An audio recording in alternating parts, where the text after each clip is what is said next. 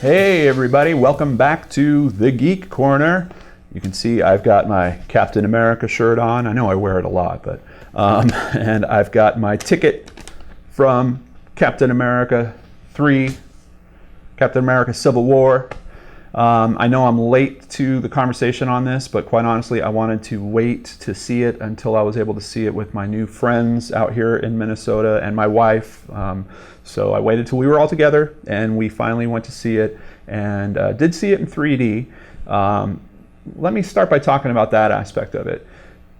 I am not the biggest fan of 3D, and I don't know if this one was actually shot in 3D or if they did a conversion on it, but occasionally I notice that some of the features of people's faces just look really flat, and I felt like that for several scenes in this. But there's something different about when people look to make a 3D film.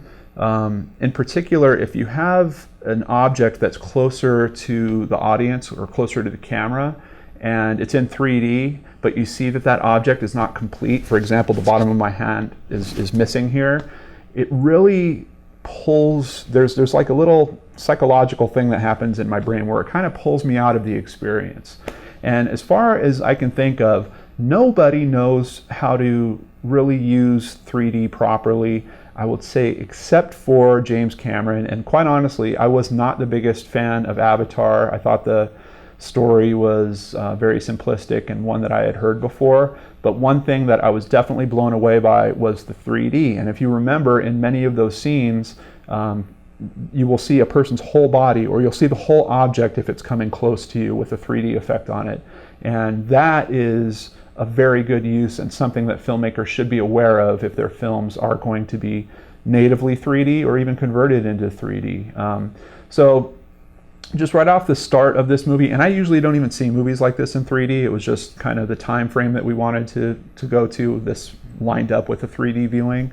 But for me, the effects aren't that great. They're a little bit fun, like when there's action sequences going on, but once again, because of the way it was shot with 3D not particularly in mind, it kind of keeps breaking the believability for me. So outside of all that, I was really amped to see a third Captain America movie. First of all, I loved the first Captain America movie. It's probably one of my all-time favorite superhero films, definitely in my top 10. Then Winter Soldier came out, and I can tell you that, man, that might be my favorite superhero film ever.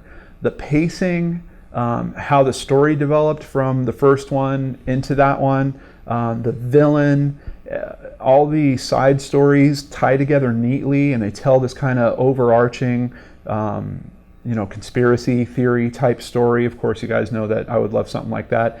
But there's this thing that Marvel was doing where they would take a different type of movie and kind of wrap it into their superhero universe. And I see that Captain America was almost like kind of like a spy film or something like that, snuck into the Captain America universe. Some people would say that Iron Man 3 is very much like a James Bond movie that was snuck into the Marvel universe. Captain America 3 is a bit different for me because it doesn't quite feel like they've used that formula. It doesn't feel like it's a different type of movie that's been worked into the Marvel universe. If it is a different type of movie, I'd say it's an Avengers movie, if anything, but that's already from the Marvel universe. So that is something I appreciated it in one way, and it worked against it for me in another way. I appreciated that it felt like an Avengers movie, that it tied together with the universe very nicely. It was great to see Iron Man. It was awesome to see how they kind of rebooted Spider-Man and made him a part of it. It didn't feel like that was jammed in. That actually felt like it worked pretty well. Ant-Man was a particular standout, I thought, in terms of just how his character is kind of seen by the other characters and played with. It was kind of meta at a certain level with some of those relationships, and almost like the characters are viewing these other characters as we, the audience, view them, which I thought was super, super enjoyable. But there was a couple of things in it where I didn't necessarily feel like it was a Captain America film. I really wish they would have just called it like Marvel Civil War, or maybe even put the Avengers stamp on it. I don't know who made up this rule that you have to have Captain America, Iron Man, oh God, I'm blanking on the character's name. Black Widow, Thor, and Hulk to make an Avengers movie. I don't think you necessarily have to have all the same actors every single time before you can put the Avengers stamp on it. I remember in the comic books, characters kind of swing in and out. Even with Justice League, same thing happens. Certain stories focus on specific characters. Other characters kind of swing in or out of those groups. So if anything, I think that by putting the Captain America label on it, they set the expectations extremely high. And I know they got the same directors, and I know they worked extremely hard on it, and they helped craft the story for it and all that good stuff. But quite honestly, if you compare it to The Winter Soldier, I think they came up short. Even though it's a bit of an extension of the Winter Soldier storyline, I don't see it as necessarily having to be in the Captain America universe. I think, if anything, it would have lowered my expectations a little bit, and I might have enjoyed it just a little bit more if it was titled Avengers Civil War, or if they just dropped all that and just said Marvel's Civil War, something to that effect. The Captain America brand has 2 extremely strong movies to lead it off, and this third movie, while it's good, it's not as original as the first one was, or the second one. They both came at you with a bit of a different type of storytelling that really was a pleasant surprise. And this third one just feels like another Avengers movie. Now, that's not necessarily bad. I think that if I rate this with the Avengers movies, it's probably my second favorite. I think the first one was awesome. I would put this one at number 2, and I think Age of Ultron would slide to number 3.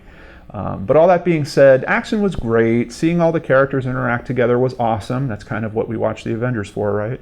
But there was a couple parts in it that were really, really slow, and I was kind of surprised that they left them in. I mean, I know that there was some narrative they had to get out to kind of amp this story and make the drama of it all work. But for me, there was 2 segments where it just felt like, man, this has been a long 15 minutes of just kind of people talking at each other and looking at each other and being depressive. I don't know. For me personally, when I think back on The Winter Soldier, I don't remember any pieces like that where the whole movie slows down. I know there's some scenes where it's dramatic and you have, Robert Redford, doing his drama or something like that. But this movie, Civil War, really seemed to slow down in 2 particular places. I think they might be planning that almost like act breaks to kind of give the audience some relief between these large action pieces. I just think the relief was a little too much and went on just a tad too long. I think if they would have trimmed those down to, instead of 2 15-minute slow segments, just squeezing them both down to 10 each, might have made a bit of a difference. But that is a super minor gripe. Honestly, I loved this movie in a lot of ways. Look, I've got Spider-Man back there watching over me, so I can't talk too bad about it. But like I said, the label, man, you set my expectations through the roof by having that Captain America label on there. And even if you look at how much screen time he has, I think it's pretty evenly split with Iron Man. So I don't know that it's necessarily a Captain America film. Enjoyable, yes. Were my expectations totally dashed? No, but I was hoping for something new and fresh and a little bit different than the movies we had seen before, which is kind of what this Captain America series has been up to this point. And I don't feel like I got that, so I feel just a little bit cheated. Tiny bit cheated out of that. Will I watch it again? Sure, definitely. There are great action set pieces in there. I really loved Black Panther. I loved that whole storyline, how it came together. I can't wait to rewatch the Spider-Man scenes. That actor, I think his name is Thomas Holland, if I remember correctly, the way he delivers those Spider-Man lines, I've never heard it done so well. They are authentic, they are age appropriate, they kind of work with his portrayal of the age of Peter Parker at that point. I think he's even topped Tobey Maguire in terms of his representation of Spider-Man, for me. And I know some people will be Tobey Maguire, Andrew Garfield. For me, Tobey did a pretty dang good job, and I think he's just been edged out, and I'm really looking forward to more Spider-Man movies. Although I always had this little question in my head about, how's Sony going to handle this? I hope that they stay on the track that Marvel has started them on. If they do, they're going to have an awesome new franchise. But anyway, this is where I hand it over to all of you. What did you guys think about Captain America Civil War? Was it good? Was it bad? Am I being too hard on it? You know what really struck me after it is I didn't think about it again. I kind of got out of the theater, I thought of a couple of the scenes that night on the drive home, but the next day it was like it was gone. And for a movie that I really enjoy or that gives me something new, that usually does not happen. I'm usually thinking about it for a couple days after, kind of reliving little moments. Oh, that was awesome. Oh, that was awesome. And talking to my wife about them. I didn't have that experience here. So I feel, you know, I don't know, just it feels like it took me where it was supposed to, but it's not where I couldn't anticipate where it was going to take me. Does that make sense? Am I just rambling at this point? I don't know, but you're still here. Thank you so much for joining me on the Geek Corner. I appreciate each and every one of you out there, and I hope you're having a great week. See you again soon on the Geek and Dorks channel.